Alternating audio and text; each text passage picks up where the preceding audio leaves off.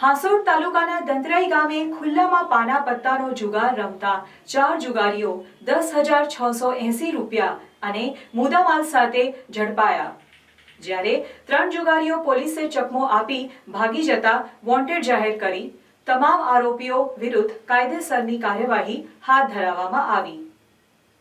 Police સૂત્રો પાસેથી પ્રાપ્ત માહિતી અનુસાર હાંસોડ પોલીસ નાઇટ પેટ્રોલિંગ કરી રહી હતી। દરમિયાન અંગત બાતમીદાર તરફથી હાંસોડ પોલીસને મળેલ બાતમીના આધારે તાલુકાના દંતરાઈ ગામે નવા ફળિયામાં મંદિરની બાજુમાં ખુલ્લી જગ્યામાં જોતા કેટલાક ઈસમો ગોણ કુંડાણું વણી સ્ટ્રીટ લાઇટના અજવાળામાં પાના પત્તાનો જુગાર રમી રહ્યા હતા।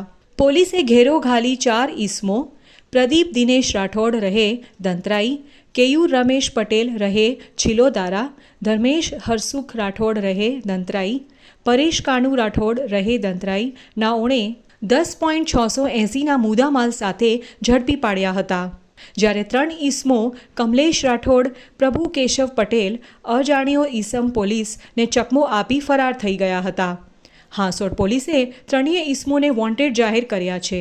પોલીસે તમામ આરોપીઓ વિરુદ્ધ જુગાર ધારા કલમ 12 મુજબ કાયદેસરની કાર્યવાહી હાથ ધરી છે।